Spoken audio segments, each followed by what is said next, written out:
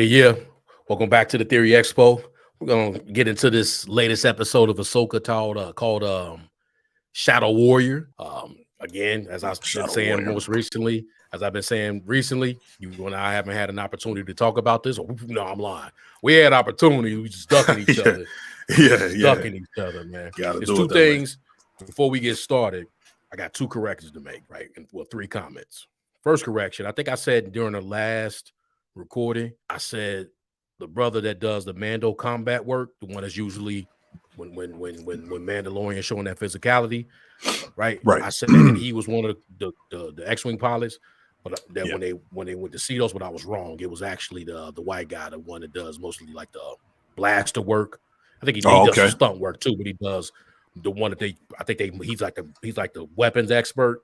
So I think most times when you see Mando with the weapons, it's him. Yeah, he's actually the one that's one of the X-wing pilots. He actually made it because he was in this episode too. So he actually made it.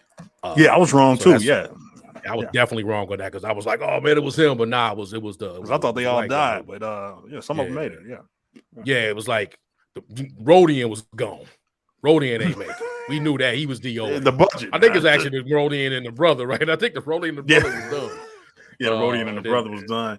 They weren't about to pay for the Rodian budget, man. The makeup budget. Rodian wasn't standing there, man. They have replaced him already with another New Republic ship. Like, come on, man. Just standing there too, like standing there, but like he costs more than the Rodian. Like, Rodian, you and him can't be here. Two, this is really a correction. I just want to point this out because I kind of sunned Hayden's de-aging CGI at the end of the last episode. I don't know what that was because that shit was immaculate in this one. Incredible. That shit was unbelievable. Or that was just, I don't know if that was just his face. They let it ride or they did they work, whatever it was. Him. I think it was mostly him, man. He just ain't because it felt like it was just ain't aged that much. Because he looked Rosario Dawson, you know. Yeah, it's like 2 years younger. That's what I said at the end of the last episode. I was like, yeah, great to see him. And I'm like, hey man, Hayden don't really look like you need to throw something on his, give him the de-aging because he really hasn't aged. Just put the wig on, like, but whatever they did, it was incredible. This, so I'm gonna take that, son. And lastly, before we get started, I just gotta say it. Hey man, Hera fine. I just gotta say that, man. Like I said, I won't bring it back up, but like she was in all her splendor this episode, like from the jump. They focused on her, didn't they? Oh my God! They opened up the show like this. The first scene was like they just gonna let her do her thing. She's just gonna do nothing but stepping and turning around. She was so fine, and when she said "May the Force be with you," I was like, yeah. Like that was the finest "May the Force be with you" in history. So I just got to get that out the way, man. Like I don't, like I said, I ain't gonna. I try not to bring it up every time we talk. The memes that's going across the net now. Every time, they got cute females on the show. They be like, I watched the show for the plot, and then they be like, the plot. They show the fine one.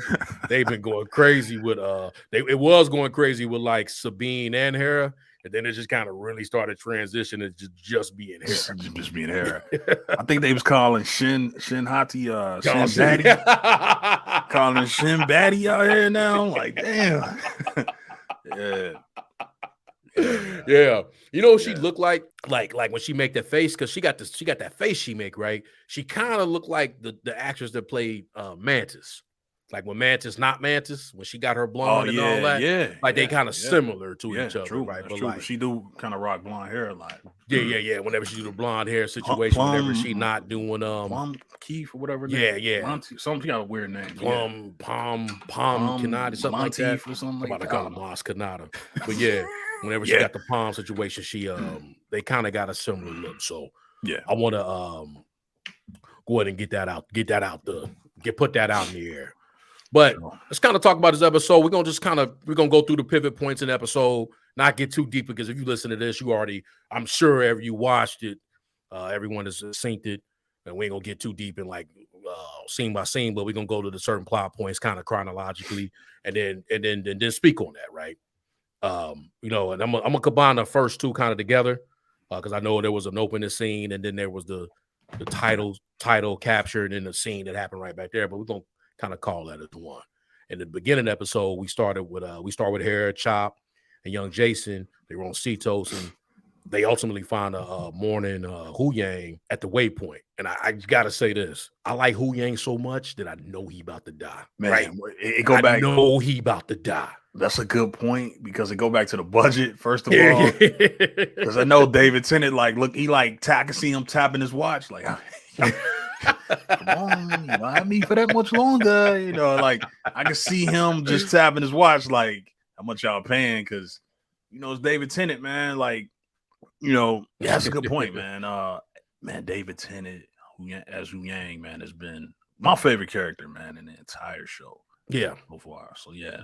I like Hu Yang so much, man. Like, and like he becomes somebody that, well, like you say, the financial reasons. Then you have the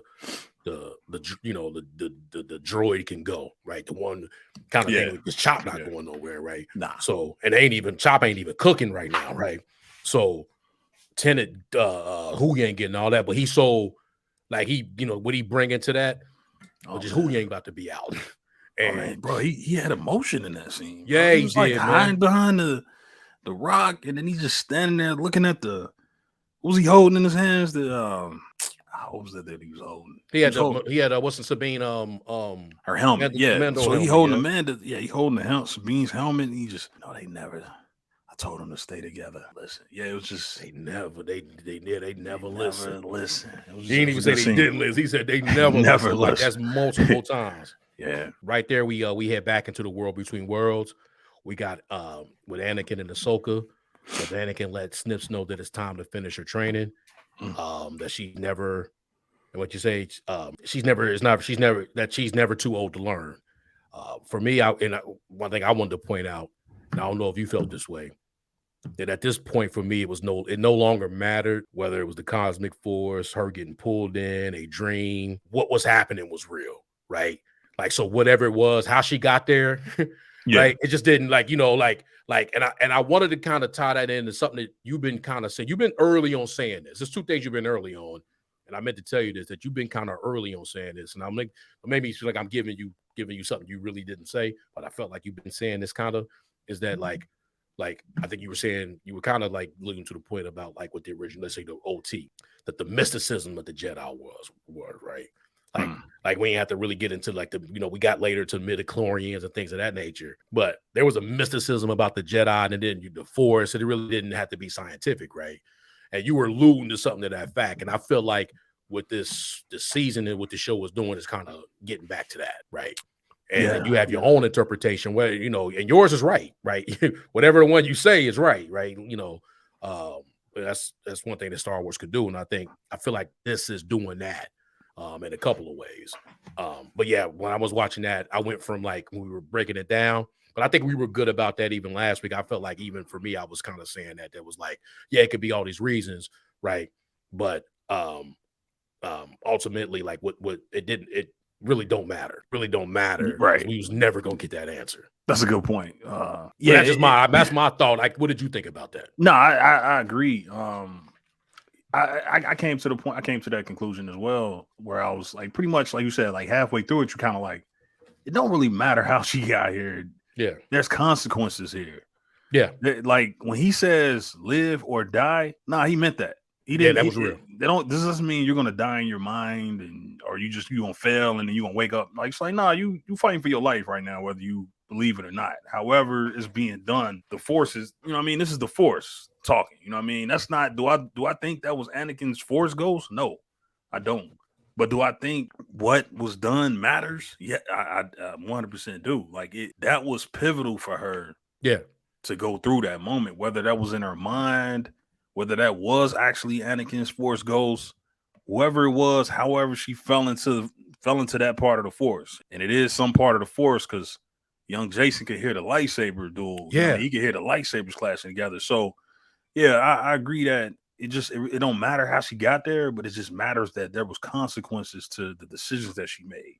Everything she did meant something. It wasn't just, oh, okay, well, I just had a dream. I had a dream about Anakin. It was like, nah, you was fighting for your life. Yeah. And had you made the wrong, had she chose the wrong decision, she might not have made it out of that water, or she might have made it out of that water and bled her lightsaber red and been like, I'm turning. Yeah, exactly.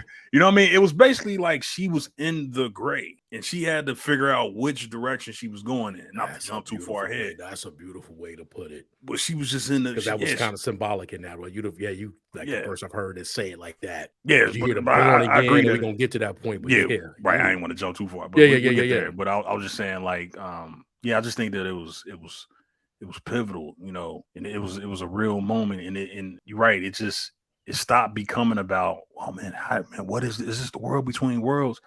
It's like, it don't even matter. That's what she saw. That's what she saw. That's how her mind interpreted. It's just all inside of her mind. It's only things that she know. She only seen things that she's seen before, right? Like, it wasn't anything there that was like, she when she asked Anakin, she told Anakin, you look the same. He looked the same because that's how she remember him. That's how she remember him. Yeah, she don't really know how he looked, as Darth Vader under mask, but anyway, yeah. That's the conclusion I came to as well. It's just that this mattered. It didn't matter how she got there, what it was, if it was real. She had to make this decision whether she was gonna live or die. Yeah, it became really less about the logistics, and that's immediately how I felt when it immediately, right. I'm gonna move on because I wanted to tell you something else that you was early on. Where you was early because you predicted that they would battle, right? You said that like, oh no, they gonna battle. Anakin told her that the lesson was she had to choose whether to live or die. Just wanted to point out something with this is that Hayden still got the best lightsaber work for an actor. Man, Hayden got crazy work. Crazy when he did that bro. Little, he did a little like move. That little situation he got, right? God, man, he was going back and forth with her. And he added was the little push move. Like, where he literally used force to like back you up. So he was doing that. She started kind of like getting off on him. Pause. But he did the little, oh man, Hayden lightsaber work. Again, Hayden was incredible. We're gonna get to that, just how incredible he was. Yeah. We'll get to that, man. We're gonna continue on, but yeah. You're right. He still got the best lightsaber work in the galaxy. Yeah, he still got the best lightsaber work. Like, they got the games and everything. Man, he get busy, but like to see him after all this time, all this time, and he just, I know he was just in the Obi show, and I'm pretty sure this was probably filmed, not too distant from when they filmed that. Yeah. Right. My belief, once you on the set, we go ahead and get our scenes with you while we got you. Right. You ain't coming back. Right. I say all that to say he just was. And I want to like dedicate time to talk about his whole him and what he did, but just like his lightsaber work is unreal. But and it's still like Ewan probably the only one that can match. And that's what I was thinking. He's probably the only one. But what he can do with that robe, with them sleeves, bro, with them big sleeves, them like the baggy sleeves that he got the baggy sleeves, don't he? Especially the Revenge of the Sith one. Yeah, he's still nasty. Man, that crazy work, man. A weird thing. I want to get to that. I'm gonna get to that. So let's keep going. So we kind of flip back to Cedos, right? And then Taba name drops Leia, which was kind of a nice little nugget. Like, I don't think we're not seeing it, but just when he said governor or what he say, Senator Organa, I was like, okay, that's Leia. Like, we still here though, right? So young Leia, probably ain't pregnant yet. Yeah. Ooh, you think she not? I don't think so, not yet. Yeah, she not pregnant. Oh, no, we talking about canon. I'm listeing to these other books. I'm like, God, I'm probably pregnant. But you think the twins? The twins. Man, I wish. Like, no, I forgot about Kylo that quick. She not pregnant yet. She ain't having twins. She ain't having been though. We then see something I got wrong, which was young Jason showing the Force sensitivity, which I believe was going to happen in some way, shape, or form. But I didn't think what he was going to do anything in this season was going to be meaningful, right? Thought he was just going to be, hey, that's a little nod. he could hear the battle Anakin and Ahsoka through the water, right? And even got his mother to hear it. And then, like I say, for me, and we're gonna talk about that. So that's what I'm saying, but we're gonna talk about it. It's a little different. No, let's get into it. For me, jokingly, he went from Padawan obvious to what my man Palpatine said, I'll be watching your career for great interest. Like he went from that to that. He might be dangerous now in a certain way. Leveled up for me, and I was like, oh, okay, we paying attention now. Like, especially the way Filoni did that for him, because it wasn't corny. Because it's easy to make that corny, right? You get what I'm saying? Like, you don't make the kid. It might have been corny to you. I know I want to make you think it wasn't, but like you could just see when somebody else. Yeah, I got a few questions about Jason for you. Yeah, throughout the. But we get to that. A little note about that is that we also would say we got to hear them finally meet Kanan. Full name, Mitch and Kanan Jarrus, and then one thing I want to point out about when he was hearing the lightsabers, because that was that whole sequence, right? When it went from telling his mom's like, you got to hear the water, and she was like, with the waves, she was like, no, the lightsabers. When the Force teams start playing, they don't drop that. They probably got to pay. I'm thinking they got to pay John all the time, and like they going out they way not to pay John. Yeah, but to do that, man, was like that was dope, man. When the damn Force thing, it's the Force thing, man. So it was just beautiful when that was playing. But you say you got a couple questions. Yeah, I got some. I got young Jason. You right, man. Young Jason, and I I was hard on young Jason last week, man. I kind of rightfully so though, because rightfully so. Padawan obvious, so. Man. I kind of, and I still, that line still don't sit right with me. But he redeemed for me, man. He did enough to redeem himself in this episode. Young Jason was showing out, man, without in a humble way.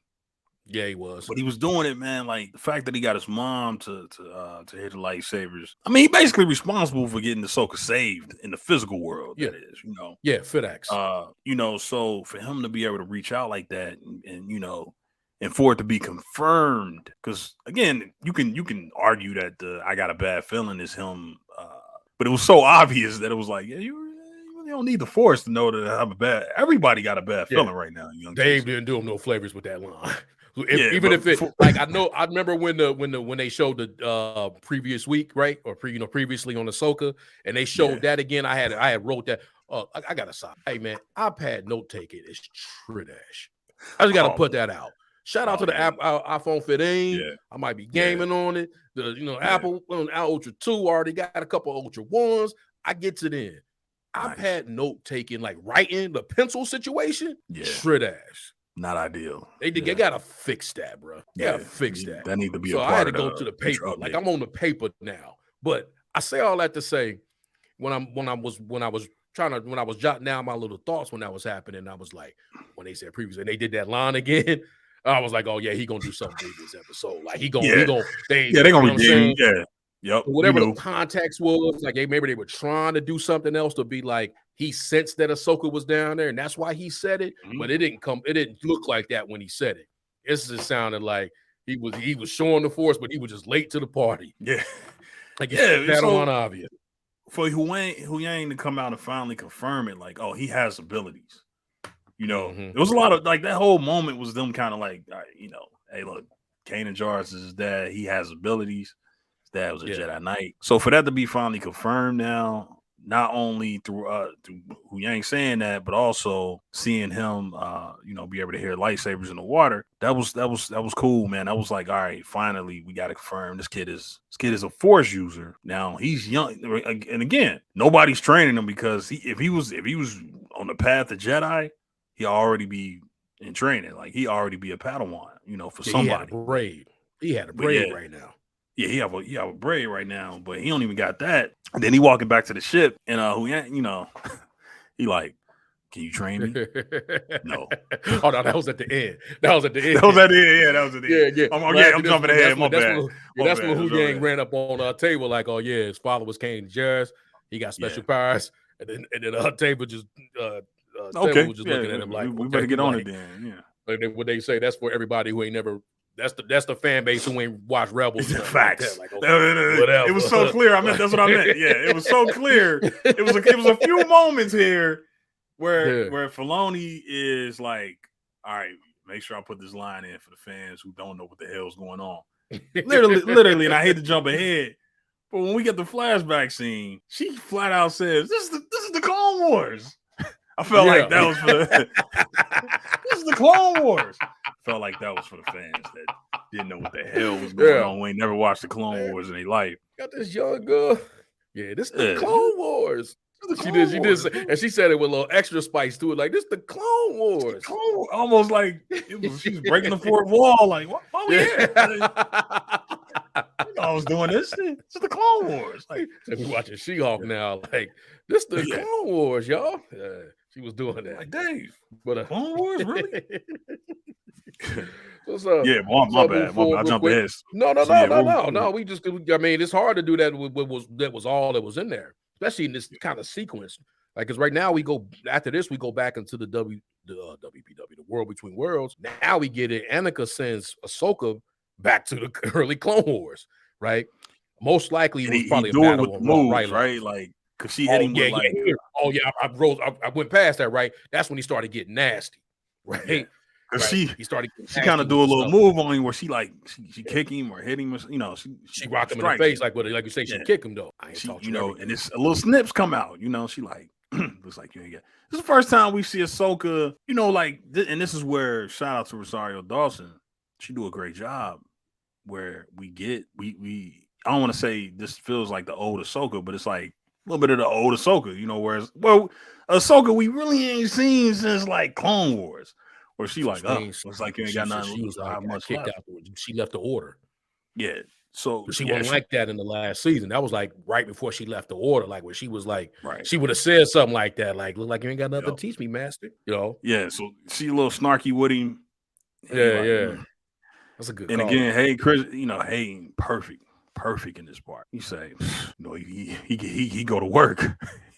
Yeah, he slices out the brick, the whatever you would call it. Yeah, the pathway of the world between worlds. Yes, call it that. She do a little. She started falling through the clouds. Did you instantly know, like? Oh, I knew they was going to Clone Wars. I knew they was going to a flash. She was falling. Yeah, I don't even know. I can't even. I think I was still shook off the Anakin move when he did the saber and he did that, when you do the twirl, the one I've been working on lately, and I can't get, they go behind the, like when you like you do that weird shit with your arm and like the saber be going, and every time I drop that thing, like I can't never do it. But he did that, and then she kicked him, and she was like, and then when he hit because at this point, because we had talked about this last week, that the World Between Worlds may be whatever basically the user that's in there needed to be, right? Like because you come on, like we only know it from portals and time and space, and you could potentially change the past or change the future, like because we only had that one situation. But I think we talked about that last week. Excuse me, where like it's probably one of the questions I asked you was it like personal for? Did she have a connection with it? When you gave a great answer to, and it makes sense when you look at the evidence, it's just her past episodes. But that's that's the question. That's another follow-up question I had was like, all right, I get that and I agree with that. I believe that, I should say. But I like, all right, so my thing is, I don't think anybody can just fall into the world between worlds. Or should I say, do you think they could? No, or is it Ahsoka who can see the world between, like, because it would be like personal for her, right? Like she been there, her and Ezra, if they were gonna have these force dreams, they would be able to recognize the world between worlds. But with Ahsoka, is it happening because she's so connected with the world between? Just because she was basically, she wasn't resurrected, but she was saved in the world between worlds. That's a philosophical. You know what I mean? That's a philosophical way to look at it, because even though Ezra went in, but honestly, the true purpose was Ahsoka. The true purpose, like the Morai was already in there. Like he went in there to save Ahsoka. He didn't go in there. Like, I mean, I'm saying that. I'm not saying this is the gospel. But when you think about it, his sole purpose to go in there was to get her, bring her out, right? And then brought her back into the Dragon's universe. The Morai was in there. We ain't seen the Morai yet. In this one, I think we're gonna get there at some point, because as you know, it's Morai, right? But like Morai sat on that, was on the portal that she needed to pull her out of. And although for the longest time, we always, and probably still do, I'm not trying to say that no one should, and I could be totally wrong, but it was always associated with Ezra. But realistically, the World Between Worlds is probably really about Ahsoka. And it's been about Ahsoka. Yeah. He needed to go get her, so then it morphed into what it needed to be, for this, right? Where basically it was like a capsule keeping her alive until she got what she needed to get out of it, right? This is like life force right here, right? Just keeping her steady until she was able to, when we get to it, get on her way. But so that's but I'm glad you put it that way, because when I was thinking, I was just like, hey, look, this thing may be whatever you need it to be, but it's probably only what it needed to be for Ahsoka, because ain't nobody else going in there like that. That's what, when you said that, I'm like, Ezzy in there, but it's probably, he might have just been a tool, a vehicle. Yeah. They might have pulled him in there. Out. Yeah. It's all about her and how she manipulates it, or whatever the better word is, but like it's about her. But back to what happened, like I say, a long-winded way of saying I knew we was going back at some point, but I didn't want, like most things that happen, I recognized an instant, like, we about to do this, right? We about to do this. When she was falling, it wasn't until now when we was at the ground, I was like, okay, now we at younger. So, but it wasn't like when she was falling, I knew we was going back. We was going to that. But what I took it as, when they did feel that was the battle, that was like a battle in somewhere in Ryla. It's an early Clone War, because he said it was one of our early battles, and it was an early it had to been in Ryloth. We saw some Twi'leks at the end, so so I'm like, it has to be Ryloth. They just ain't. That might have been that might have been Hera's dad up in there. Yeah, that might have been her people's up in there. Her dad had crazy work. You know what I mean? Like, her father had crazy work, bro. Yeah, back in the day. Her father had crazy work. Syndulla. So and they helped him out, and he was like the voice of the people. You know what I'm saying? Mm-hmm. We get the Phase 1 clones. We got Phase 1 clones, right? And then we got a young Ahsoka, and then we got Hayden and his Clone Wars on, right? He was out there trying to teach. He was out here trying to teach Ahsoka a lesson that she pretty much was missing what was going on. But let's kind of go back to this Clone Wars. Two things to note. I got a lot of things to note about this sequence, but the younger Ahsoka was also younger Gamora. I think she in the let's talk about. Shout out to I thought I had her name written down, man. This little girl. She was cold. Man, bro, she did a great job. Cold. Fam, she first of all, she had crazy work. Second of all, crazy work. Like, when we get to this next one, boy, she had we're gonna get to her battle of the Siege of Mandalore. Crazy work. Oh my god. Perfect Ahsoka. But let's talk about this little girl, because she was young Gamora. But what was strange, what was crazy about it was that, like, damn, that the scenes look very similar when in terms of the setting, right? Like, where it's like this hueish, like this orange hue over everything. You know what I mean? Like, she basically because at that time Thanos was in some site, he was in a state of like, yeah. You know what I mean? And kind of like in this, like that Infinity War scene where she was at, yeah. That's what I'm saying. It's like it kind of like it was like a similar, setting or whatever. Right. But nah, she came out. Yeah, you're right. Yeah. Because I ain't gonna lie. Before she said anything, I kind of was like looking like, are they gonna use Ashley Eckstein's voice? I wasn't sure, and I was like, instantly she said something. It was like, oh no. This is this little girl. So she starred, this young Ahsoka, like, this is the Clone Wars, You know what you got to see? Her not using what's the name to cut you. Them not using her voice, using what's the name of voice. It allowed you to Ashley's voice, which probably would have been dope. I'm not taking nothing away from that. But I think what it allows you to really get to see was how young Ahsoka was in the Clone Wars. Yes. Like, she was just a child. Yeah. And I didn't mean to cut you, man. Please don't. You wouldn't even realize. No, you're right. But you don't realize that she was 14 years old until you see this little girl. She was a child, bro. She really had, and again, we're gonna get to this, but this adds to like the tragedy almost of Ahsoka. Like, yeah. Damn. Like, Anakin was 19, she was 14, but it's like, damn, like why was she commanding clone troopers at that time? And then for her to make a mistake, and that's why Anakin had to tell her right away, like, nah, you gonna make mistakes. You damn right. Like, she gonna make mistakes. She 14 years old. Like, I don't care how gifted you are, how much of a Jedi you are, how strong the Force is with you. You 14 years old. And you wasn't necessarily like, you was born as a Jedi. Like, Anakin, like he says it, I gotta make you into a soldier. Like, I gotta make you into a soldier. Yeah. Make you into a warrior. Yeah, so you're right, man. That's a great point.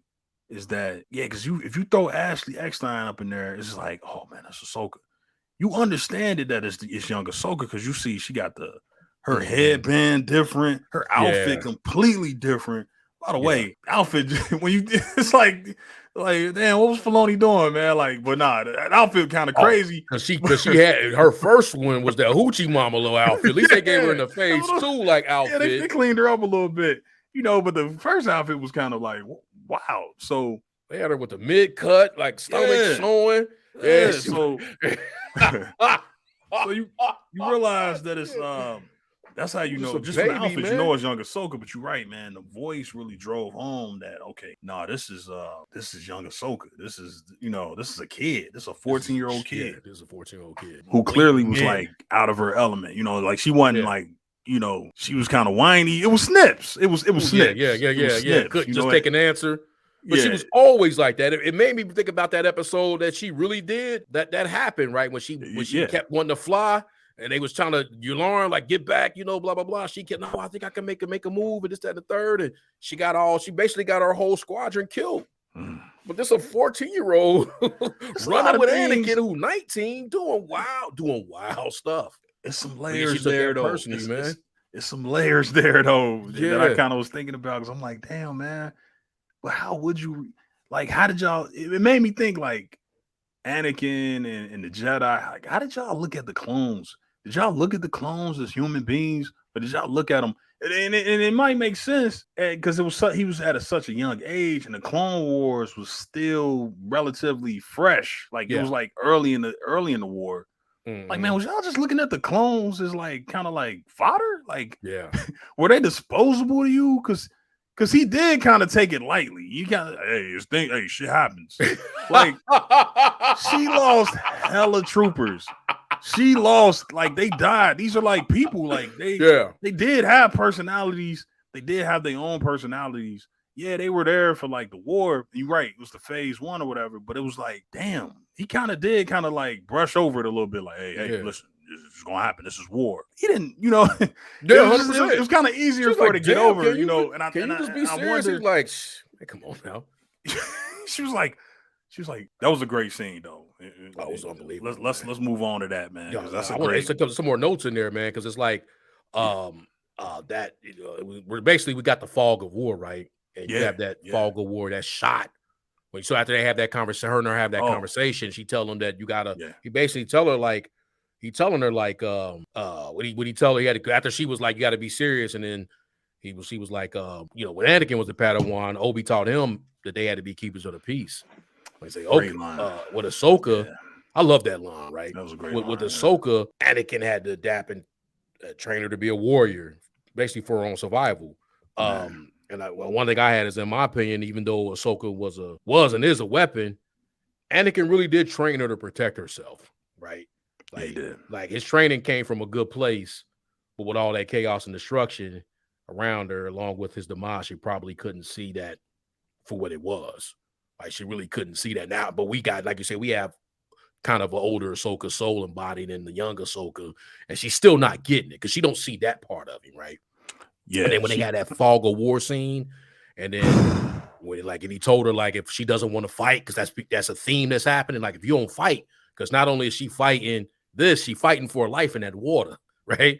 And like, if you don't fight, you're gonna die. Then that damn fog of war shot when he walking off, and then the damn explosions happen, and then the Vader shit happened. Right? It's like, bro, it's like sitting there, and again, we probably been slurping Filoni this entire series. Like I said, somebody called us a shit. Yeah. But it's like, I never thought in my life that I wanted to see a live action Clone Wars. Like, I got the movie, right?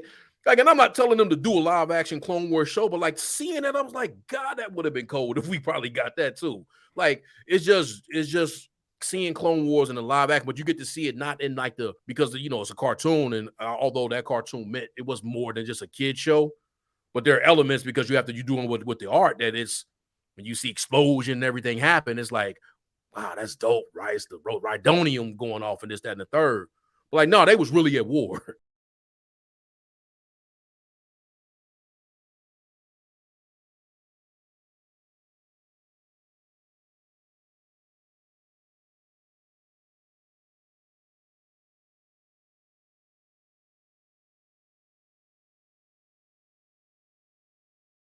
Fam, it was like probably the most deadliest time of the war because it was so new. Everything was new. They hadn't really strategized on how to take out these droids yet. They was just Jedi wasn't generals, like they weren't exactly like they was just straight up running into like head on battles. But let me talk about Filoni real quick. You want to talk about somebody who did more with less? Because when you think about it, all this is just some clone troopers running through fog on dirt road, on dirt floor or whatever. They don't show you, they never pull back and show you this battle in its totality, right? Yeah. Like they did in the Clone Wars, where you seeing all the robots, and you don't even see a droid, by the way. No. You don't see a droid here. All we see is live action clone troopers. By the way, he covered up their faces, which is kind of like a reminder that she's dreaming, or she's in some type of dream state, which I thought was dope. Yeah. That we didn't see Tamir Morrison's face, which I thought was, at first I was kind of like, but I get it. Like, oh no, it wasn't, that wasn't the point. Yeah. But yeah, you want to talk about somebody who did more with less, because all he does is just fog. They run in and out of fog. They running towards blaster fire. But then when he focused in on Anakin, by the way, I love just the dialogue and the lines that they had, the exchange between him and young Ahsoka, because Ahsoka shook. Anakin, remember, by this point, Anakin already been in the war, like he already put in crazy work before he got the hair, before he let his hair grow out and all that. When he still had the braid, he was putting in work. So by the time he started, hand chopped off, when he got the all scar, that didn't happen. Yeah, when he got the scar and all that, he had already put in work. So he had already been in this war. She was new to it. And there's that line where she's like, she's like, well, is this all I have to look forward to when I have my own Padawan? Yeah. A nod to Sabine in the future. And he like, I don't know, teaching ain't all this cracked up to be. And she like super serious. Like, what do you mean by that? And he like, I'm joking. That was perfect. I was like, that's Anakin from the Clone Wars show right there. Like, exactly. He was like, I'm joking. He's like, what do you want me to say? And then he gets serious with her, and he tell her the reality of it. Is like, I got to train you to be a warrior. And like you said, going back to the line about they were keepers of the peace. It was just a dope exchange between them two, man. Like, that was perfect. And then he runs off into the battle, and she just watching him. I got chills, man. You see the back and forth. I could talk about this forever. Oh, right? Because it harkened back, because I'm sorry I cut you off at the end. Finish your point, man. My bad, man. Nah, you good, man. I was getting to it. Just that scene, man. That was, because it harkens back. You make a great point, because what Hayden was able to do, and seeing that, right? Because he didn't get to be this, and I want to talk about this later, so I don't want to get too deep into it. But he didn't get to be this. He got to be what he got to be, but he didn't get to be this, right? When he was in the prequels, right? Yeah, I definitely got a point about that too later. Yep. Yeah, he was able to Padawan, and then he was, and then he was what he was in terms of like what was happening with the Jedi Order. So it really wasn't about like the Anakin independent, right? And the Clone Wars cartoon allowed him. I'm not saying nothing new. The Clone Wars cartoon animated show allowed him to, not him, but Anakin we got to see that, right? And he channeled that shit, right? He channeled that, and he channeled that. And so, like you say, when they had that back and forth, because he was still, one thing that Clone Wars Anakin was doing, and the Hayden was able to do, was he was still teaching, because he always taught Ahsoka, like, you can look at we saw in the Clone Wars, other people who had Padawans, and they was just like, don't worry about that. Just follow me. Just look ahead. Watch me. Well, okay, master. And it was like, there's no, what they say now, you want to tell people why.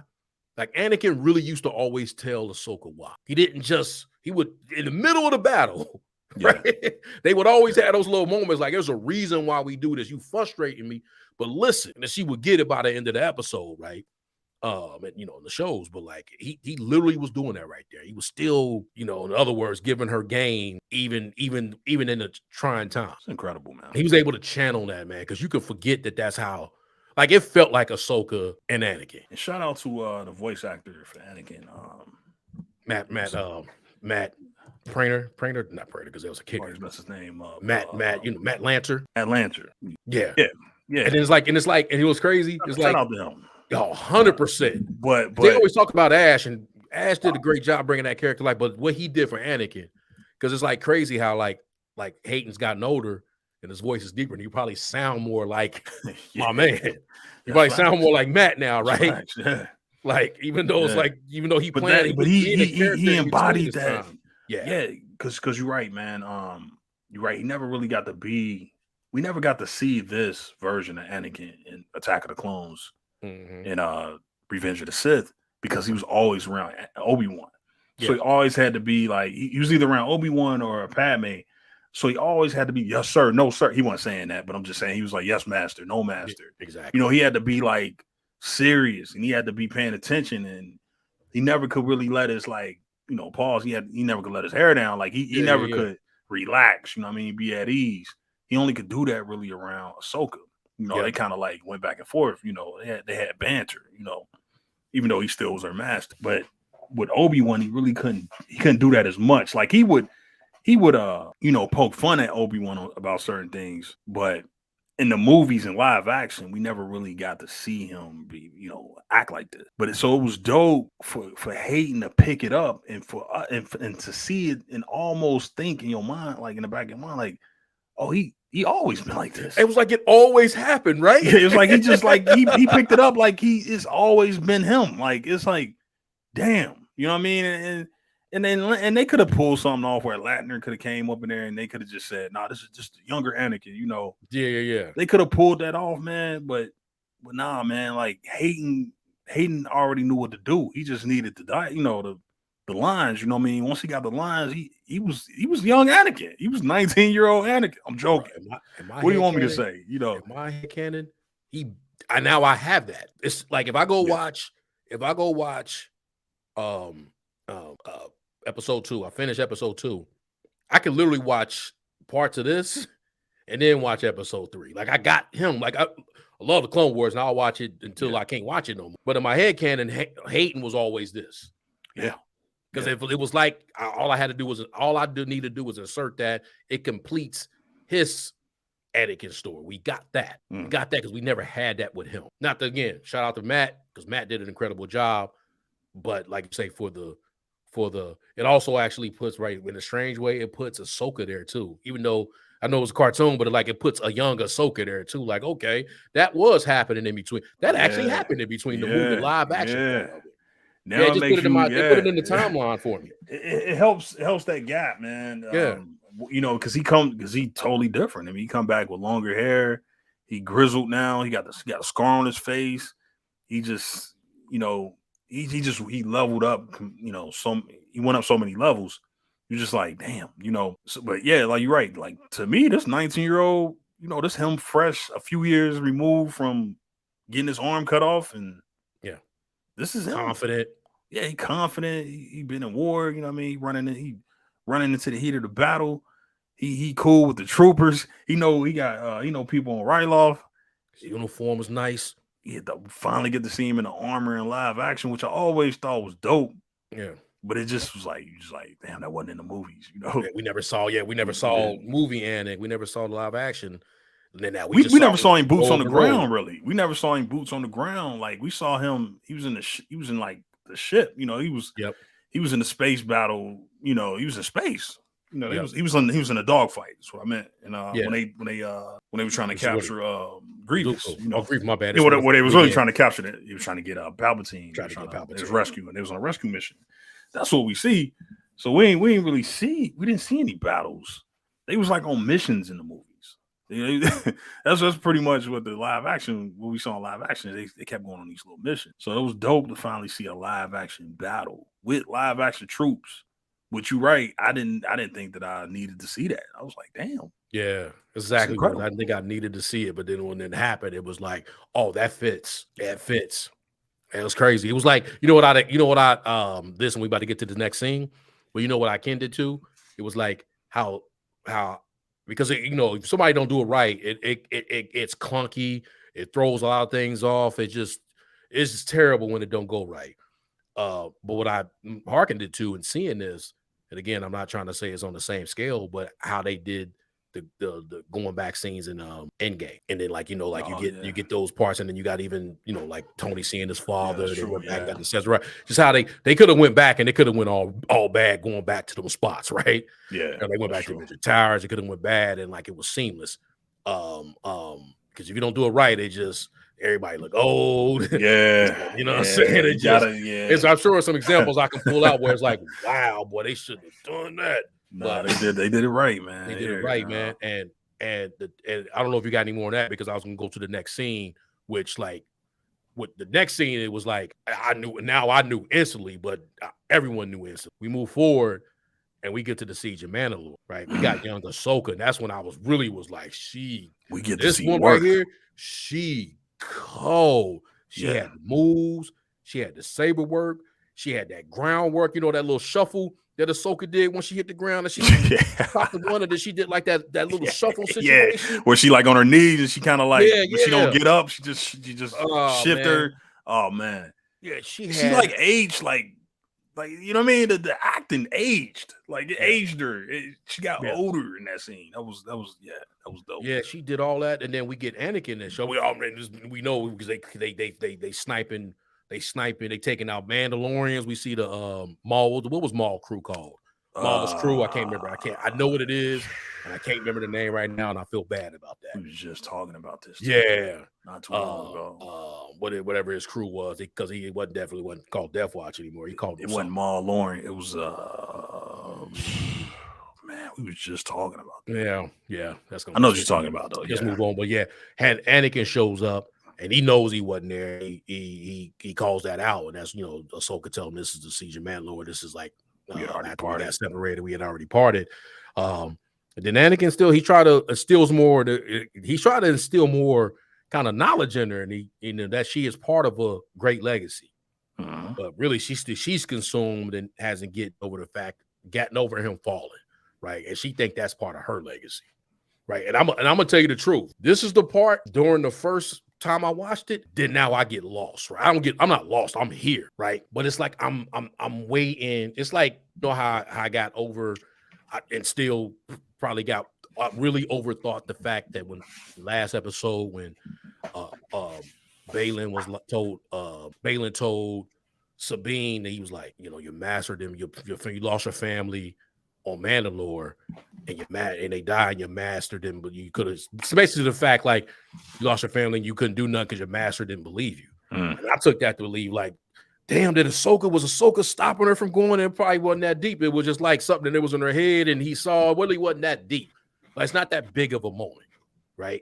Because Sabine was back, but I was sitting here and I'm looking for this major like breakthrough thing that's gonna happen. But it took me like a couple times to watch it to know that this was happening the entire time. And I don't know, but I was missing it at first. Like, oh, it's gonna be this, not just them fighting, but it's gonna be like she got to get over something. And I wasn't really seeing what she.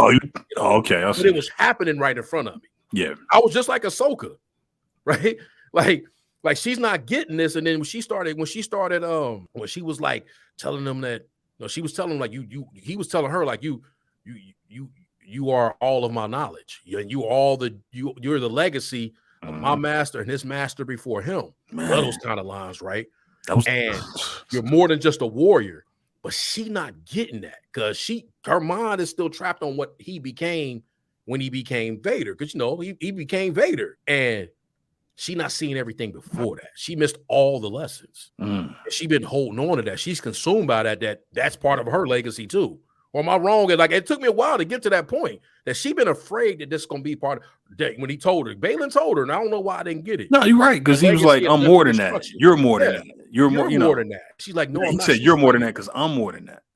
And she needed to let that part go of not believing like, no, you are more than that, and I'm more than that. But bro, when I first watched that, after this scene, and we're gonna talk about more of that scene, I was lost the remainder of the episode. I couldn't appreciate the rest of it.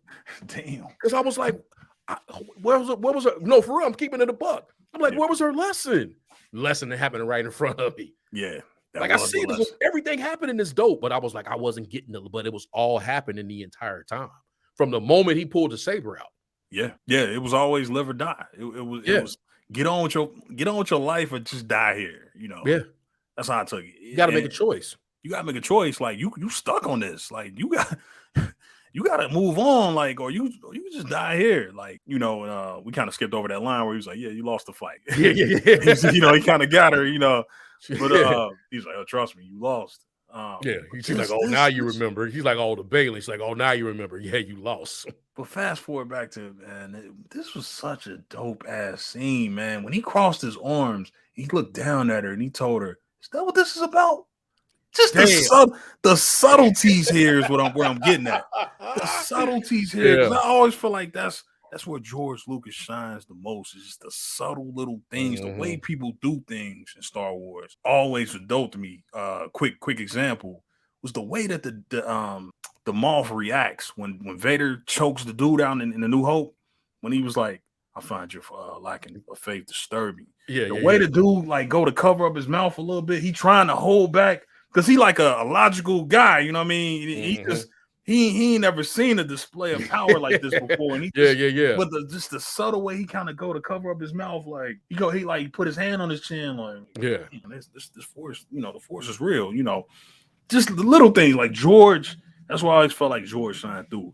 But what I'm getting at is, the point I'm making is that little moment, that little back and forth, where you're like, is that what this is about? And he finally like, all right, he's like, all right, he said back to the beginning. Back to the beginning. Back to the beginning. And what does he do? What he did in the beginning was just pull out his ignite his lightsaber. This time though, it's red. First time we ever seen this. We're getting a lot of first in this show. We're about to get a new galaxy. Yeah. We get that in a minute. But getting a lot of we never seen Anakin with a red lightsaber. Oh, right. Outside of his armor. We never seen You're right. We never saw outside of his, we never saw like Anakin basically in Vader form like that, right? Like we didn't get the moment where he bled his crystal out and made, we never got that. Yeah. He was already Vader by then. But this is Anakin with a red lightsaber. This is almost, to me, it was this is where I took it. This was just my little. I looked at it like we got a glimpse into an alternate. I'm saying this just based off aesthetically. We got to see Anakin turn to the dark side without becoming Vader. Yeah, we got to see what he would have been had he never burned in the fires on Mustafar. You know what I mean? Like burned in the lava. His eyes red. He got the Sith eyes bad. He instantly ages. He looks older. Yeah, and it's like. All right. And you're right. The lesson was right there in front of us. And he's like, all right, I got to do this the hard way. You're not getting it. I thought you would get it. I tried to show you this way, but this is what you understand right here. This is what we got to do. We got to slug it out. And this is another, man, this is a dope fight. I'm talking about between him and the little girl. So him and man. When he do a move and he like bend her arm. Yeah. And he like looking down at, like, he kind of like, and then she go to swipe with the Shoto, the shorter lightsaber, and he dodged that shit easily and look at her like, that's Vader, man. Like he was Vader without the suit. Vader without the suit. It was like a glimpse into like Vader without the suit, B. I was going to say it because like you know this. I'm saying it out loud. I'm not telling you anything. I'm just saying it out loud. Like suited Vader wasn't as powerful that he possibly could have been because he didn't know he was hell. He had to keep the force to use the forces for the pain, right? Like the pain, he was constantly in pain. He didn't have he lost a lot when he lost his limbs. Of course, right? Had he not, they lucky. Hey, I give Obi my guy, and I give him a tough time when I be telling the jokes about him. They lucky. Obi clipped. They lucky Obi clipped. That's why he the greatest hero of the galaxy, man. They lucky he clipped him. Oh my god, bro! If he had just again, and it's all because of Anakin's emotions. Had he just took Padme and got off that planet, or just got away from Obi, man, we looking at it entirely different. Because that dude right there, with the Sith eyes, unstoppable. Yeah, he was. Yeah, they lucky that happened. And he would have found everybody. Hey, nobody would have been able to hide. Oh man, you know what I'm saying? Like he wouldn't have had to go through that rehab that he went through with the suit and all that, where he got to learn how to walk and all that, and learn how to use all his limbs and all that stuff. He wouldn't be no Jedi, wouldn't be no return. No, yeah, exactly. and he would have eventually clipped the Emperor, man. Like the Emperor knew that. The Emperor knew it was curtains. Like he would eventually got him up out of there, as a Sith should. You know what I mean? Yeah. Man, it would have been more about the Emperor, about Palpatine, just pretty much preparing him for leadership. You know, just preparing him to take over the role. You know, instead of what he eventually ended up doing, which was like always keeping him at bay and controlling him. But yeah, you're right, man. They lucky, man. Yeah. Shout out, Obi-Wan, man. Yeah, we got to give him credit for that one. Like it didn't ultimately get to the end where they still needed him to take out the Emperor. Like so, it all comes full circle in those situations. But whoo, they lucky, man. But because like you say, getting to see him like that, the physicality, right? I always say that, man. Like you get these roles, and whatever you get, man, you got to have a physicality to do it. Yeah. Like some of these, different, especially these little IPs like this, man. Like, we'll bring nobody, and he just was the perfect pick to be that. Like you say, and lucky for all, lucky for everyone who loved his stuff, and I'm sure he, don't say lucky for hating, like he, did his thing in his life and whatever. And I'm not here to, man, it's lucky for you, but like, great that he was still in shape, great that he still looked young. Yeah, that we didn't get that, right? We didn't get that, and things have happened, but we got it. And now we, and then it's like you can go back and be like, yeah, we got it. Yeah. We got something. Yeah. And it was really good. It was great. It was wonderful. It was incredible. You know what I mean? And he just is hating, man. Like Hayden was perfect, man. Like for me, man. He was a perfect Anakin, wasn't he, man? He was always the answer, man. And just go back to what I always do. Is I give praise to George. George always had it right, man. He wasn't perfect, but George knew who Anakin was, bro. Like all the weights, everything Anakin did, and the way that he did it, and the way Hayden Christensen played that part was meant to be. Yeah, and we see that here. Like this was always Anakin. This is Anakin. He's perfect, man. And just seeing him come back. He ain't miss a beat. He did not miss a beat, man. He was better, man. Even you can. He was better. In some parts, he was better in some parts. This was like this best Anakin. I don't think that's not a hot take. It was his best Anakin. It's the best Anakin. It was his best performance all together. But it's just not to take away from the earlier stuff. It just puts it all together. I think that's for me. That's what I got out of it. Like no, it's the combination of just his work, man. And exactly, because it's easy to be like, man, I wish he could have been this in Attack of the Clones, or I wish he could have been like this. And he was who he was. He was who he was. Like, that was a different. That was the story was the story was bigger than him at that time, right? Like it was about the chosen one, but we were really getting about the fall of the Jedi, fall of the Republic. What happened to get us back to the OT, and then things have happened afterwards. They're like, no, this is why he was the chosen. Now when everybody was saying it, now we have the context. The story's complete, right? It's complete. Yeah. Like we completed it, right? Like not to say I wouldn't mind, whatever the situation is, as long as the right people doing it. But like the story's complete about it. We got it. Like he was the right one to play Anakin, and he really got to shine as Anakin in this last little run. He did. It just if you had any doubts remaining, if you hadn't, because. It took time for some people. And I'm not saying it like bragging. I'm just saying I always have loved the prequel from day one. You know what I mean? Yeah. The moment they came out, I loved everything about them. You know what I mean? The new ship, the way the ships look, the way the droids look, the way the clone troopers look. I love that trilogy. But it did take some people a long time to appreciate what was in the prequel trilogy. Absolutely. So if it took you that time and you had any doubts, or but you still had doubts, he solidified it here. Yeah. Like, no, I'm that guy, man. I does this. I'm that dude, man. I'm Anakin Skywalker. Yeah. You know what I mean? He had 2 movies to figure it out. He figured it out. And then he came back all these years later and put a stamp on it. Like, not only am I that Anakin, I'm this Anakin too. I'm the Anakin. I'm Anakin in Ahsoka. Yeah. Like, that was the most impressive thing. That's the thing I walked away from this episode the most. Like, damn, Hayden was so damn good, man. Yeah, he was cold. He didn't just make a cameo. Like, yeah, exactly. He came in. It wasn't ceremonial.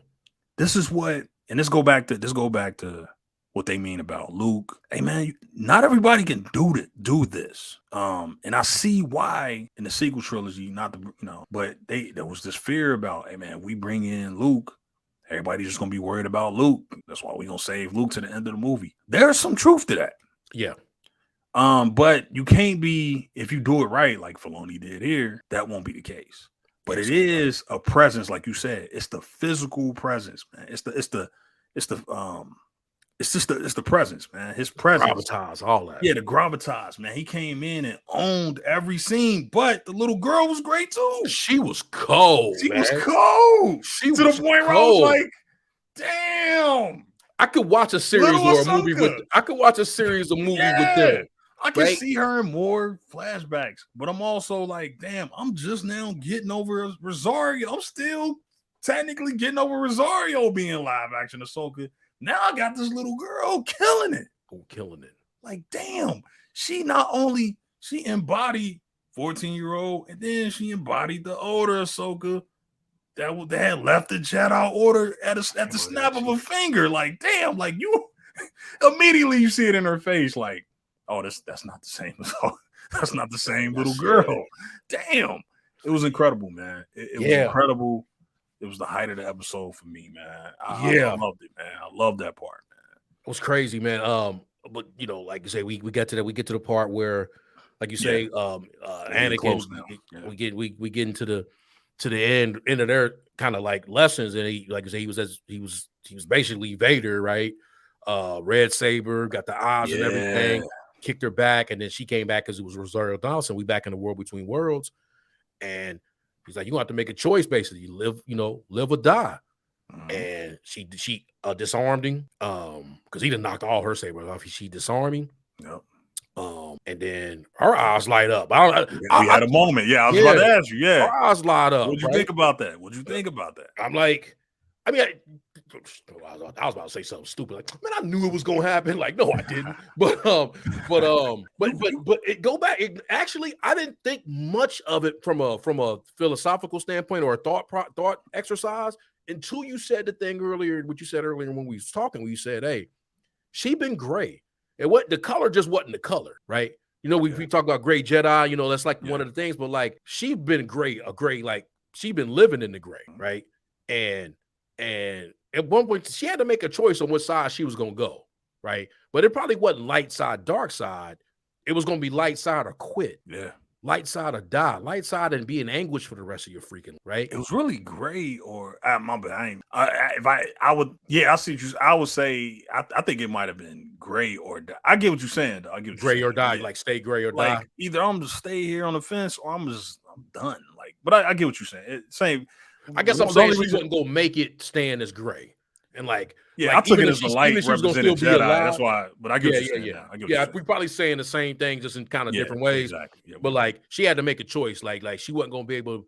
But her lighting up is indicative of that. Like turning, like, okay, you really got to make a choice. And when if you light up red, you really got to make a choice. Like, am I gonna stay this way, or am I gonna go?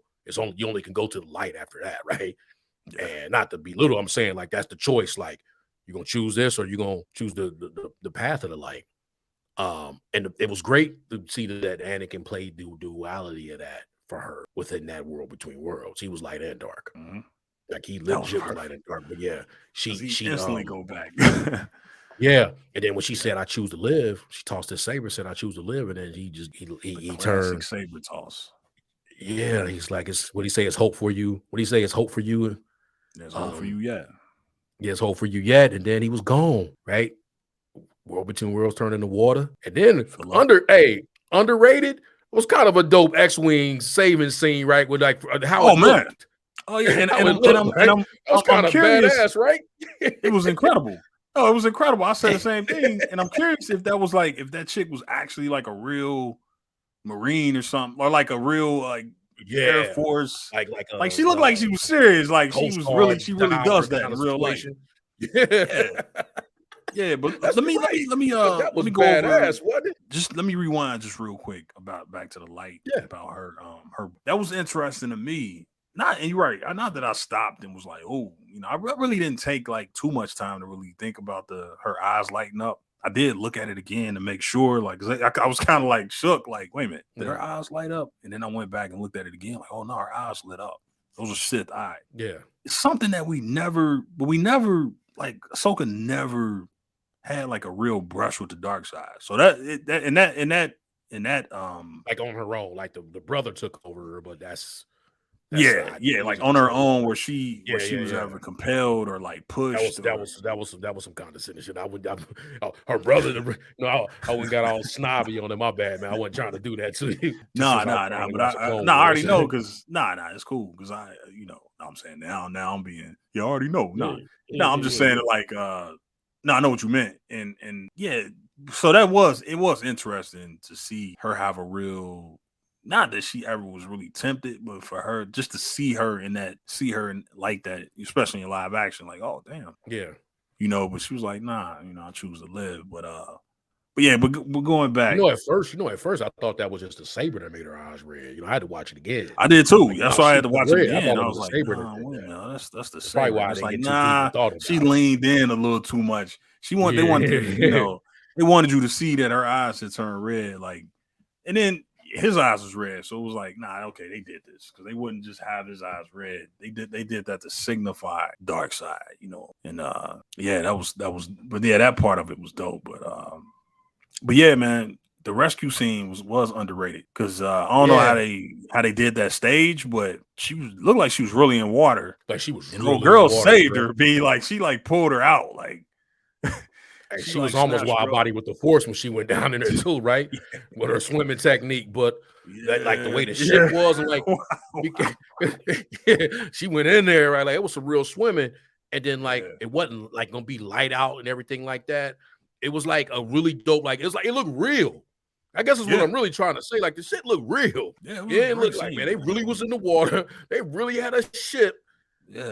Sitting right there, and it happened to be a wing, and like she had the rope on her. I'm like, man, it was out there. I don't want to go overboard about it. I just thought it was an underrated badass scene. Hey, and I'm just gonna brush over the end. We can, because I want to kind of talk, because it ain't a lot of words that's happening after this, right? We get a hold on, y'all got to say something. Yo, how weird was that without her headband when she woke up? Oh man. Never, man. We ain't seen that since she was a babby, man. Like since she was like a little, she was a babby in the tails, bro. We ain't seen that in a minute. Like, what? I was like, oh, like what is that?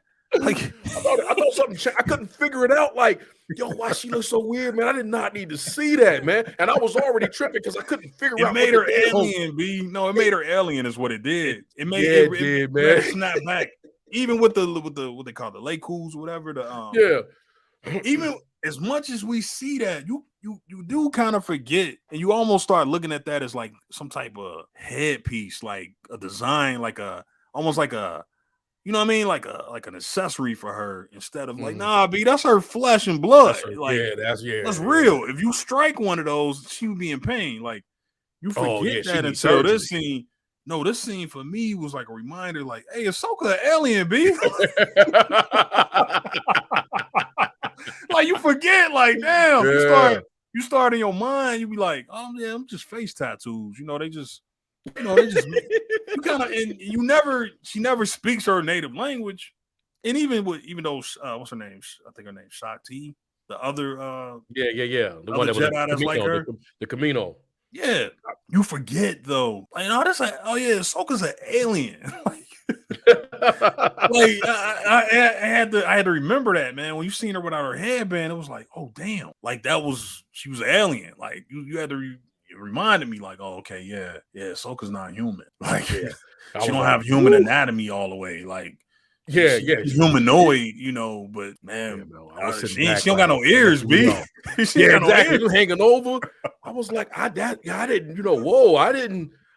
things you said about Anakin. Like I didn't know I needed to see. I got him in the Clone Wars outfit. I didn't know I needed that. Yeah. I did not. I know I don't need to see Ahsoka like that again. I'm okay. She's always had some type of headband on. She switched different ones. Like she got like 3 different ones, especially and even the live action one got different ones. Yeah. But this was different, man. Like I had to remember, like, damn, man, Ahsoka's an alien. yeah, it's really what it is, right? She got no ears. Like we saw what's her name? Like I don't know what hair looked like without her joints. Oh man, hair probably looked crazy as hell without that the pilot. Yeah, whatever the thing. She always got to fit it. Her little thing. Never seen it without of it. Goggles and everything. Her little hand tails be moving too, man. She'd throw me out. Be looking like she was in Jabba Palace if them joints came off, man. Like I don't want to see her like that. I don't want to see Ahsoka like that no more. Yeah. But put that headband back on. Yeah, put that headband back on, man. You look like you out here woofing. Like that was wild. Yeah, get a brush or something, man. You need to get somebody to trim that hairline up. Like I didn't know how to take that. I was like, oh, she ain't got her band on. I ain't never seen that. But fam, it made her head look bigger. Like it was. She just looked crazy, man. Like damn, she looked like I don't know, man. She looked like something else. It's like. Damn. It's one of those things where it's like she can only look like that around the droid. Her ain't even seeing that. Like, little Jason can't see it. Let Chop see that, man. She can't see it in front of Chop. She could do that in front of Hu Yang, but Chop would have been Chop. He would have cooked her.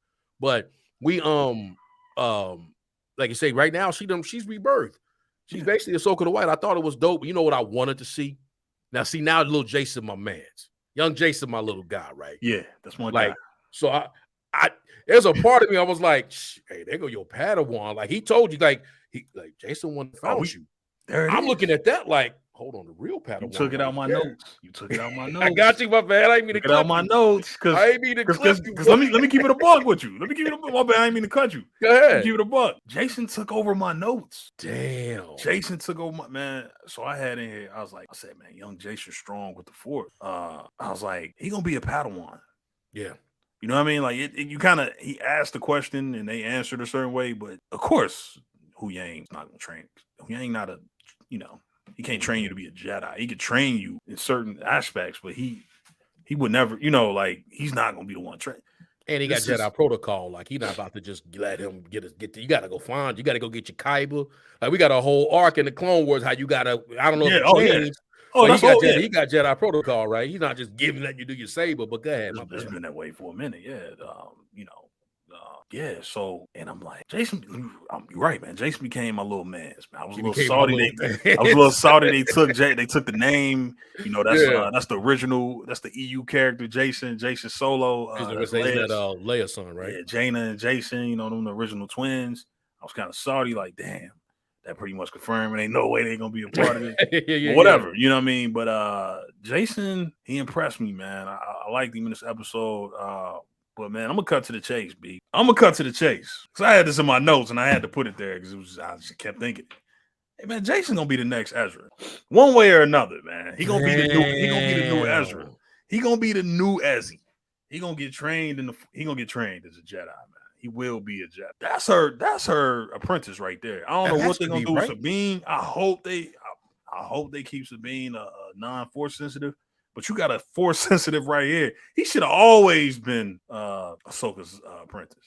But again, she was in the gray, whatever, and she kind of used being Jason. And plus Hera clearly probably want to keep him away for that. But she gonna have to because watching this episode and you like, damn, Hera, just pay attention to him.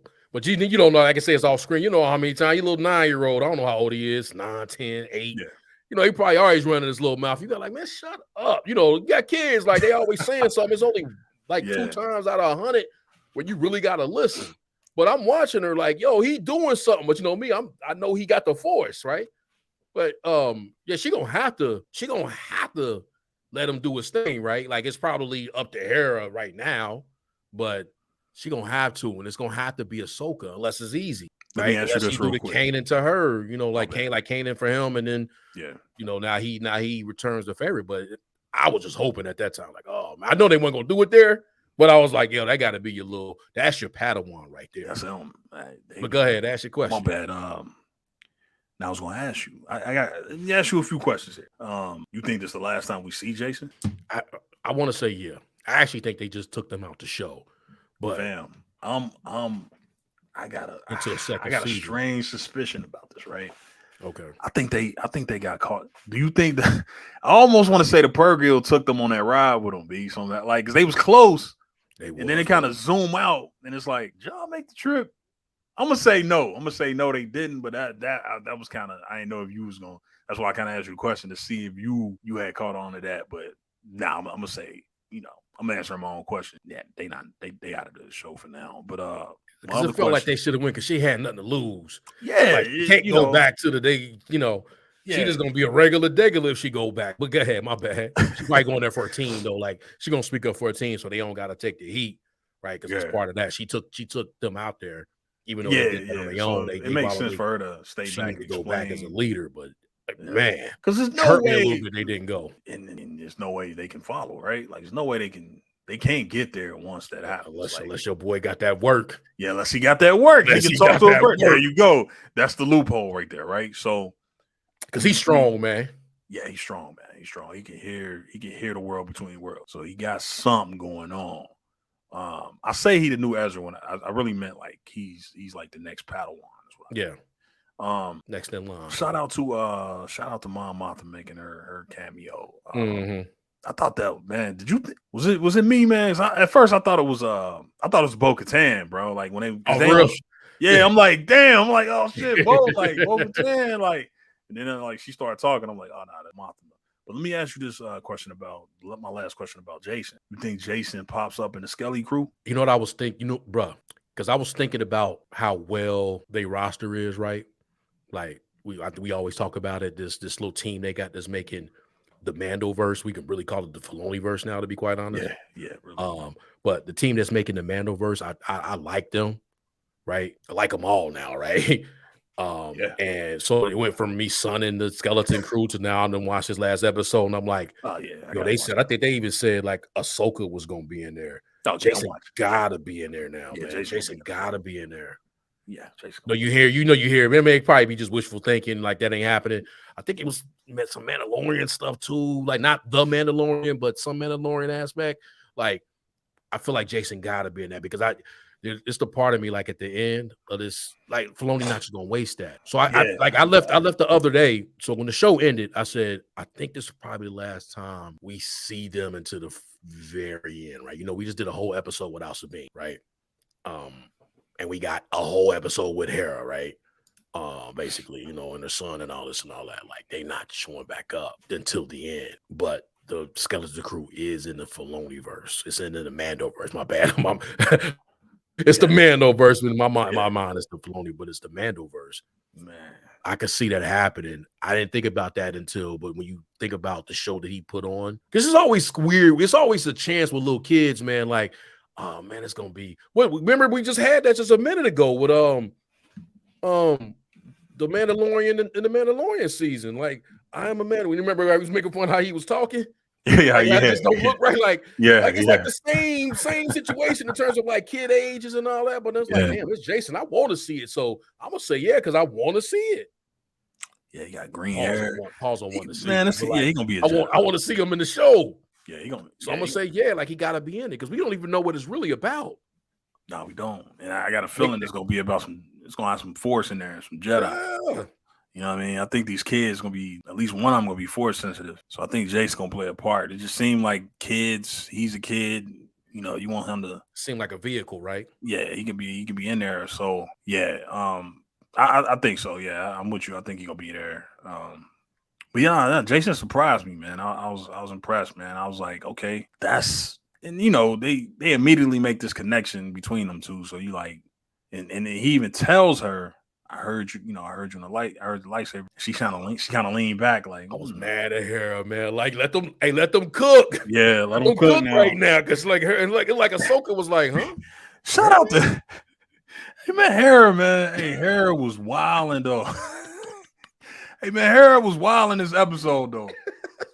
She been wilding really through the show, man. She just I think they kind of revved up her. They kind of went a little overboard with the rebellious, like this idea that she just like skirts her responsibility and like, oh, make it, I don't know, make something up, figure it out, Yeah.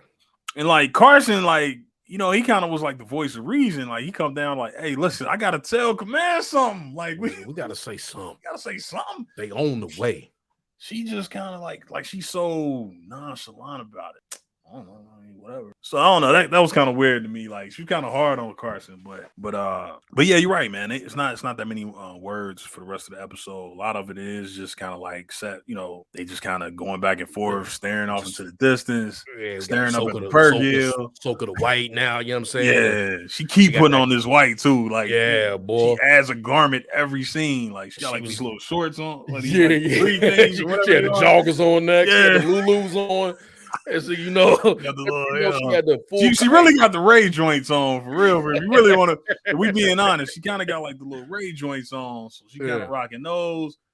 And then it's like, okay, then she kind of do like the poncho. Yeah, she gave him the cosplay move. She gave him the next cosplay. That's her full battle router was cosplay. It's another toy. It's another cosplay. That's another costume. Absolutely, they just sold one right there. Whatever it is. Yeah, that was coming.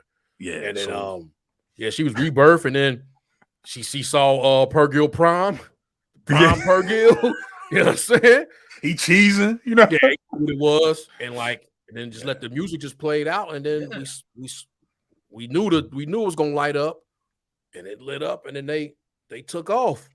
Once again, this is Star Wars, fam. I can prove it. This is basically Return of the Jedi. I'm sorry, Empire Strikes Back. I was about to say that. This is Empire Strikes Back. That's literally how it ends, right? We'll find them. Blast off. 2 people left behind. It's like it's poetry, man. It rhymes. Dave Filoni. And this is Star Wars. And it's episode 5. The Star Wars, B. They didn't talk at the end. They didn't talk at the end at all. Like you say, we'll find them. May the Force be with. And that's the end of the. And then episode, like say, Empire Strikes Back. I just watched that recently. It just rides out at the end. It's one of my favorite things. Yeah. I don't know if we ever talked about that, but the end of Empire Strikes Back, where it's just like I'm looking at, and they really looking at another galaxy, right? Like when you think about it, when Luke and Leia sitting in there, right? But like they got the Medroid, and Lando them flew off, and all this and all that, and it's just beautiful, man. It's just nothing was said, and like that's literally what happened in this one. Like now, mind you, Ahsoka got a light, and so there was a lot of visual, but it was just music playing off, but like. We needed that because, like, what just happened? We just left the siege of Mandalore, and then we just left them battling again in the world between worlds. It just all that was going. We kind of probably needed to chill. Man. But I told you, like, my first time, my mind was racing because I'm like, hold on, man, yo, this is beautiful what I just watched. Why am I kind of like feeling a certain kind of way, right? It was like I'm feeling the way because I don't get what her lesson was. I don't get this epic thing. It was like, no, the lesson was happening right in front of me, and I wasn't picking it up like Ahsoka wasn't picking it up.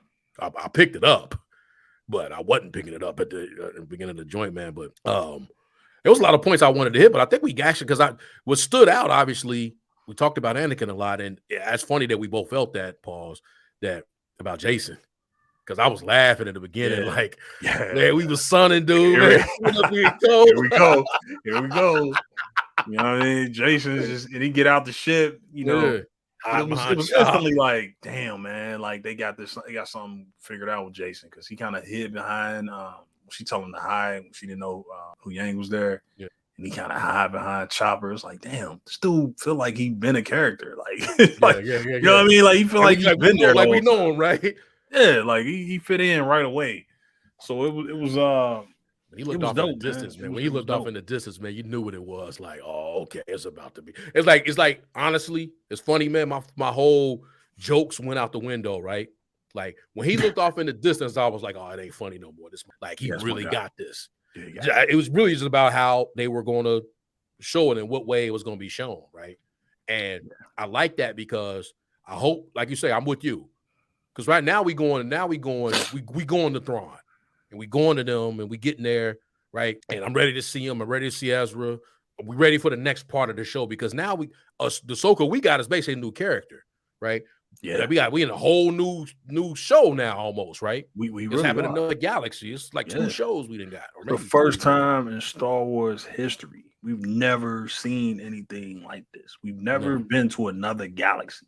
It's all, again, I know I've repeated this, but it always opened up with a galaxy a long time ago in a galaxy far, far away. It's always been the same galaxy. We in a new galaxy. We about to see something we ain't never seen before. And it might just look like another galaxy, but it might look like the old galaxy, but still, it's like, damn, man, like, that's a big deal. Like, we leaving something behind. Like, we leaving the original Star Wars galaxy behind.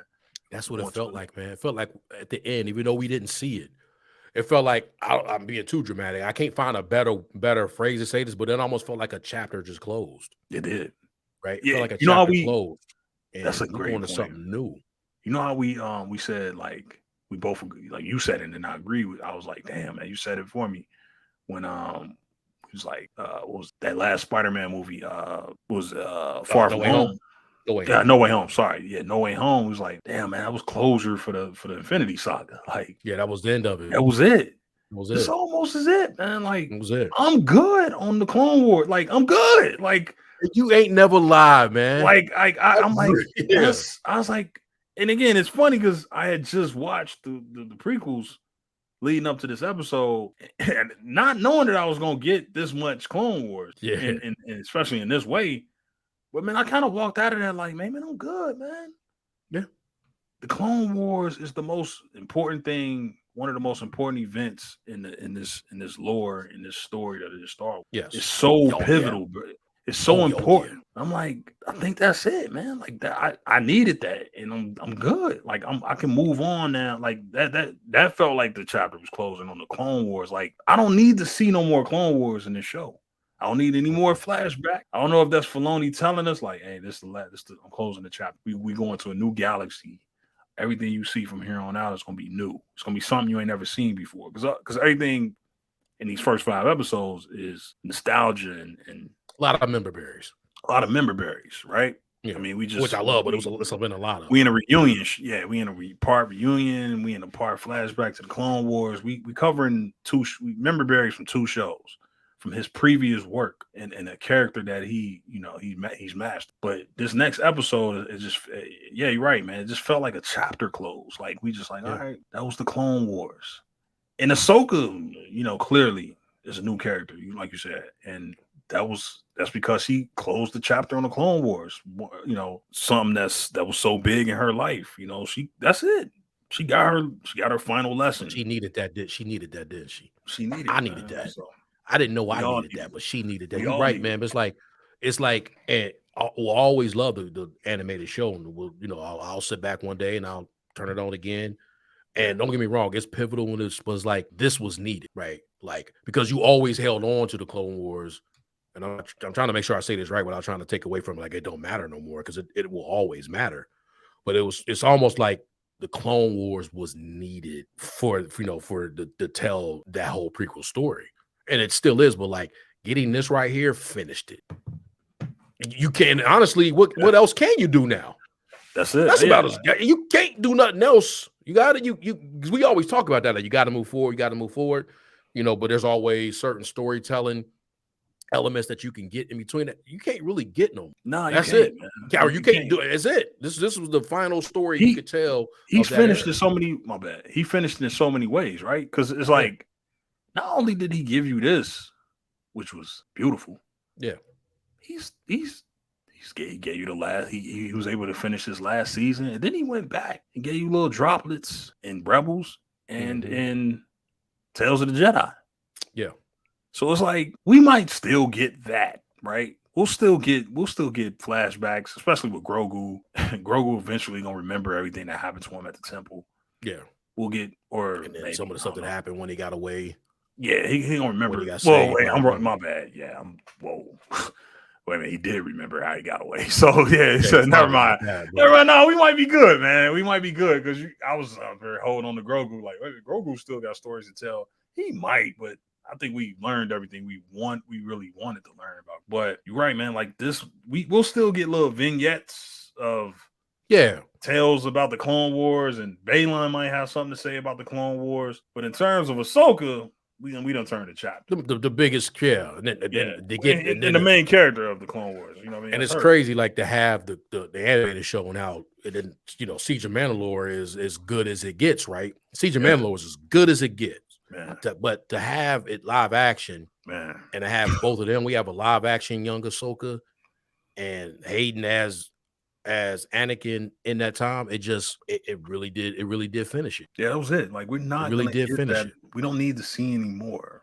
Yeah, you don't want to spoil the moment. Like, that was what you have from Hayden right there. Like, again, and we're gonna theorize about what's next, but we might see Anakin again. We might see the real Anakin. We might see a Force ghost.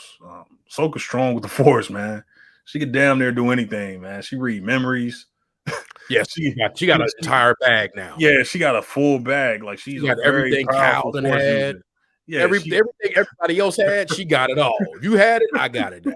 She got a memory thing where she just touched something and it just tells her everything, the events that happened, and she can read people's thoughts. She can do it all. So she can talk to animals too. People at EA right now, like, oh, y'all for real? For real? My God did that. Exactly. Cal, for real. Yeah. I know. Respawn, like, hey, come on now. Yeah, Respawn. My bad. Like, for real. I know we do business with y'all, but for real, y'all couldn't have bring Cal in to do this? At least something like Showa. Yeah, she got it all now. She got Ezra work. She got Ezra work. So I gotta believe that she can talk to. She got Cal work. She got, man, all that. She's a master, man. You know what I mean? Even though she never quite call herself that, but she a master Jedi. Maybe grandmaster. Like, she up there, but so I can't put it past her to see a Force ghost, talk to the elders, so to speak. You know what I mean? Talk to the talk to her old teachers, get all the voices. And finally, man, I know, man, I don't mean to go off on the I'm just gonna say what that is. Yeah, I think she can see Anakin. I think we'll see Anakin again, but hopefully we don't see any more flashbacks, because she looked like she moved forward in life. So, but I wouldn't mind if we're gonna see Anakin again. I want it to be real Anakin. I want it to be the Force ghost. We don't know what that looked like. And you want to see him with the I don't have to see it with the blue situation. Yeah, the blue, yeah. The dude that. So let me ask you, because I was thinking about this. I always think about this. I have this conversation with myself all the time, right? Because I say it all the time too. We grew up. These are the time. I'm older than you, but still the same kind of. It's not too much of a difference. Where it's like it's a whole generation. But like Luke saved his father. But if you have a certain age, Anakin means more to Ahsoka, right? Yeah. So like what would do you have to be a certain age where it? I guess it has to be with Luke right now, right? Are we cool with her and Anakin? Like, if we see Force Ghost Anakin, do we need another scene with Luke for that to happen, or is it Ahsoka's? Yeah, that's gonna be a lot, man. I would, I'm with you. Like, I think keep it between Anakin and Ahsoka. If you throw Luke in there, then we're talking about like, that's so monumental that he sees his dad again.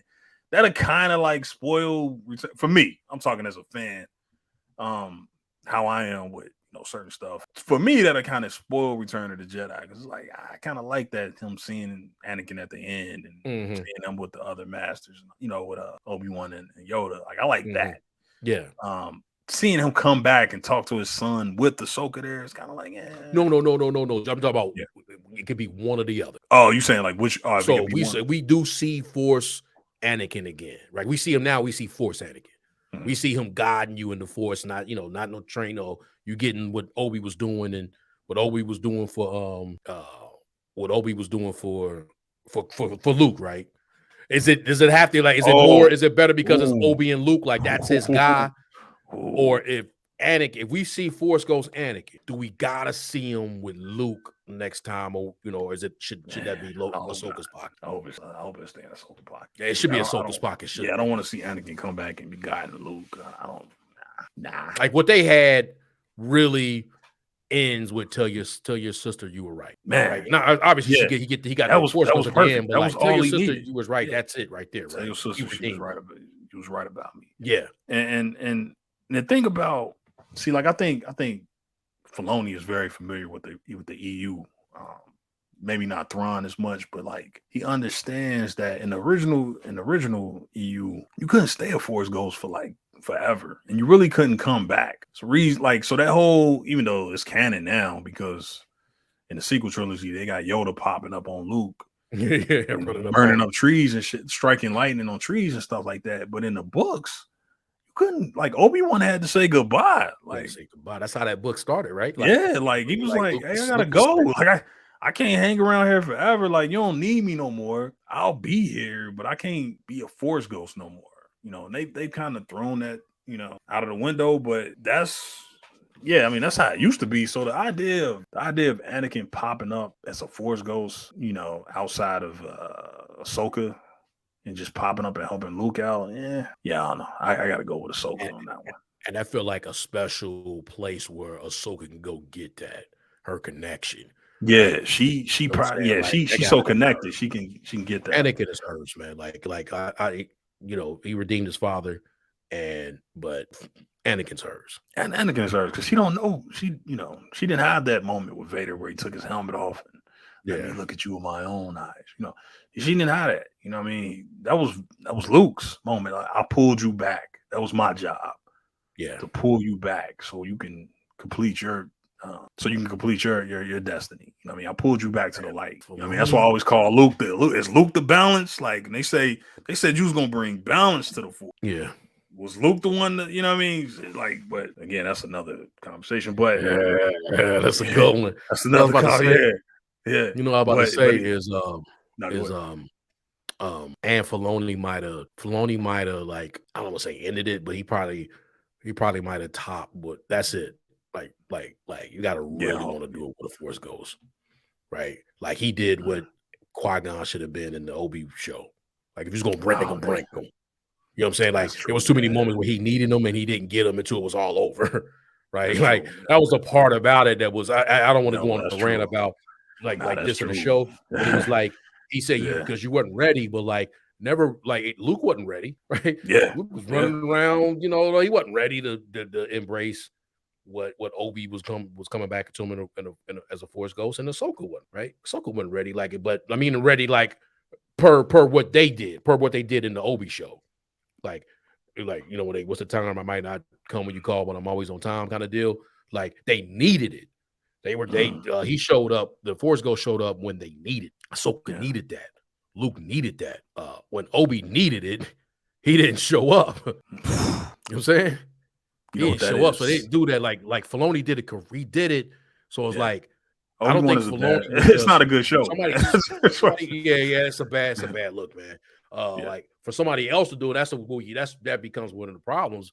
If somebody else does it, they don't do it the way it's supposed to be done, right? It's like we want to have a moment, but whatever all the fan service we just got, right? It made sense. The member berries and all the stuff. Well, like really in this episode, like all that made sense. It's one of the reasons I haven't watched a bunch of stuff, right?